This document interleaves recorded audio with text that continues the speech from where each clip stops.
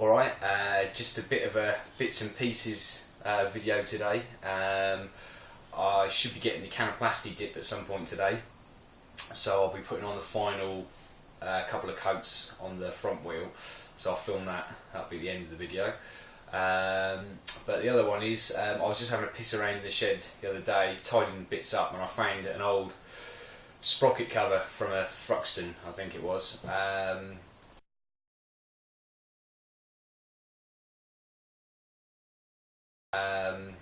That I just got cheap off eBay or something, with the view of drilling some holes in it or cutting it up and just having a bit of fun with it. I'd started and then got sidetracked with other stuff and didn't really do anything with it.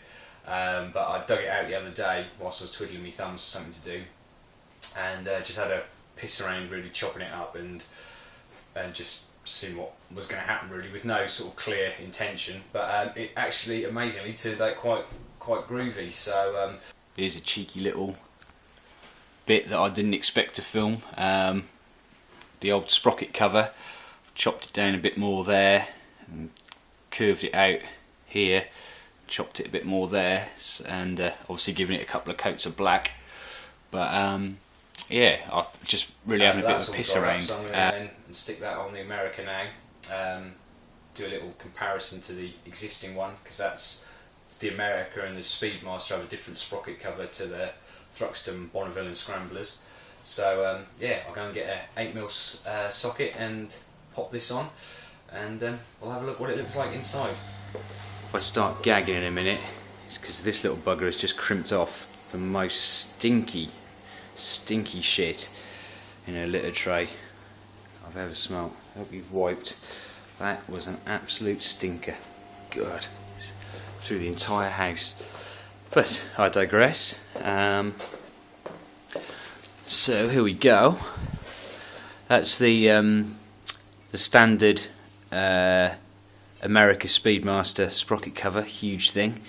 As I think it might have been Greg said, the George Foreman grill.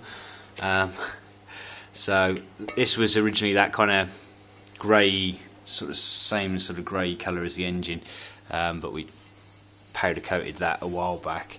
But that's it compared to this little one that I've chopped up. Arf. Something I didn't factor in is that the original America Speedmaster one is a little bit thinner.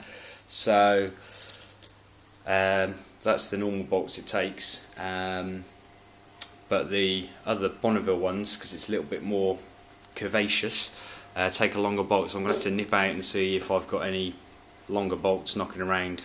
But there's one bolt on, one of them was long enough, so that gives you an idea of what it's looking like.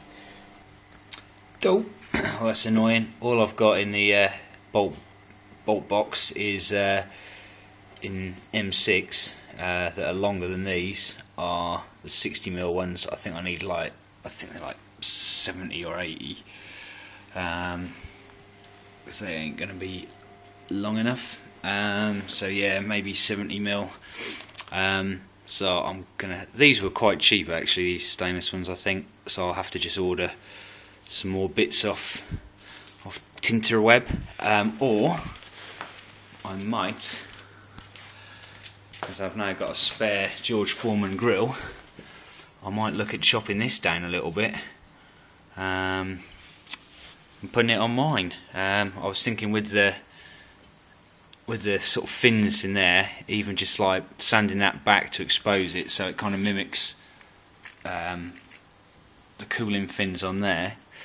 That might be something fun to do. So yeah, and if I do that, then I'll use the existing bolts on this one and use those ones on that one.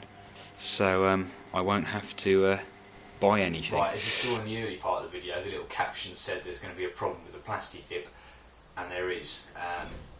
Not a massive problem. I'm not really quite sure what I've done to cause this, but I've had some serious bubbling. This is the following morning, by the way, and looking at it, it had all blistered up, a bit like if you put nitro water on paint, just on a little section.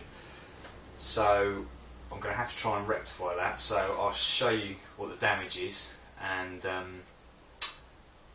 have a look at how I'm probably going to repair it without having to pull everything off. So this is the mess. Just look at that. Now I have just stuck my finger in and picked off the few bits, just because I mean that had just gone so thin and bubbled, but yeah, very bizarre. Not really sure why that happened, but let's see if I can come up with a solution of sorting it out without having to peel everything off. So I'm hoping with a little bit of thinners, I'm now going to try and just smooth out the edges, just try and thin out, you know, re-liquefy Plastidip and smooth it all out, because obviously you can't really sand it, you know, to do like a spray touch up. So I'm going to try and re-liquefy it, and then hopefully I can just go back over the top with a few more coats. I guess there just must have been some sort of strange chemical reaction. Maybe I sprayed it on a bit too thick there and it bubbled up, I'm not sure. Temperatures, all sorts. Yeah, so we'll see how the repair patch goes. Okay, you joined me back, and thankfully this does seem to be working exactly the way I'd hoped it would. So a little bit of thinners in the top, stick your finger in, always always wear plastic gloves, kids. And then I'm just really keeping my finger wet and almost just totally re-liquefying the edge, because obviously you'll see it if you ever use Plastidip how it goes. You know, it's quite thick, but it's also stretchy, like, you know, it's like a blister or stretchy latex. So if I was to just spray over this and try and mask it, you're just going to get different levels, and it's going to look like a bad patch job. So I'm just going to keep on soaking my finger and taking out the edges, so it does totally liquefy again and just goes totally smooth. So when I come to shoot a bit more of Plastidip over it, you're not going to see the edge. In essence, it's a liquid way of sanding. It's like liquid sanding, think of it that way. But I'm going to put the foam down so I can do a proper job. So I'll be back in a sec. Right, so that's it all done now. Camera's probably not going to pick it up too well. I'm just going to let the thinners evaporate a bit there now. The important thing to kind of do, I need to do a bit more up there, is, excuse me, you've got to really make sure you just, with the double entendres, keep it as wet as you possibly can when you're sticking your finger on it. Because what you really want to liquefy it and melt it. What you don't want is to get it to start drying out, and then you just get kind of like this half-dry build-up of gunk, which if you catch it, it's just going to start pulling the whole lot off. So really get it as smooth as possible. And so yeah, I'm going to leave that to dry now, and going to take the can back inside, because the can's been in the shed all night, and although I've got my little oil heater on, it's not optimum temperature. So I'm going to take the can inside, pop it in some warm water to get it up to temperature, put the heater on in here, and hopefully when you next see it, we will have rectified the problem. But it's not too bad, because I mean it's actually a good learning process, because I've got to say, when the time comes to change the tyres, if this stuff has stood up to the road, because obviously this is still a bit of a long-term test for us, but you know, if it stays on the wheel longer than the tyre change, when it comes to change the tyre, I'm imagining with the tyre levers, with all the will in the world, that's going to scuff and do something along the edges. So this is a good way of maybe having to touch it back up again when the inevitable happens, if we keep the Plastidip on it. So there we go. So yeah, I'll turn off now, and next time hopefully we should have that all sorted out. Okay, I brought the wheel in because I've been doing some grinding on the sprocket cover, but I've put the first couple of coats on, and it's covering up. I think that's going to be fine when that gets a few more coats to bring it up to the same level. I've feathered in the edges, so I think we'll get away with that. But I have got to order some more Plastidip now. I've run out of Plastidip again, so yeah, 3 cans of Plastidip so far. Cost wise, they're what, about 15 quid a can, so don't know if it's really sort of a cost effective alternative. I mean, the proof will be in the sort of long term test of it, but the rest of the wheel's looking really nice. I mean, the finish is, I do like it, it looks good, but yeah, maybe, I mean, over here we can't seem to get Plastidip quite as cheap.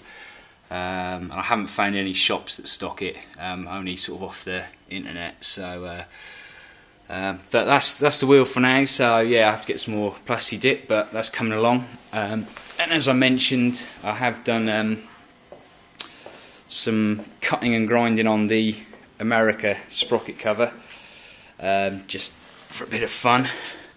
And that's where I'm at the moment. Just literally spent about half an hour, I suppose, just cutting it out and just roughly getting it sort of into a shape that will actually fit on here.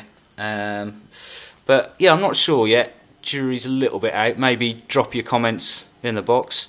I'll probably sort of come away from it for a little while and have a look at it with fresh eyes. I'm going to have to dress this area here. That doesn't flow. It's very close fit when I've put the side panel back on, so that will need reshaping a little bit.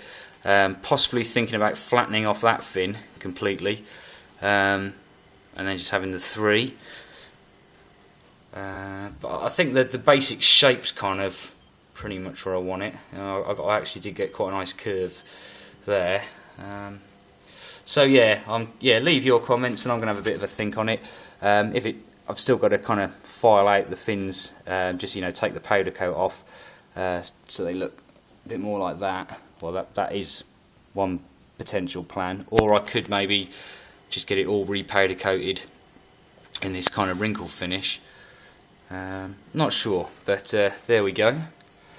So that's the mashup of videos today, with the bits and pieces that are going on. So yeah, thanks for watching, thanks for putting up with the and I'll see you next time.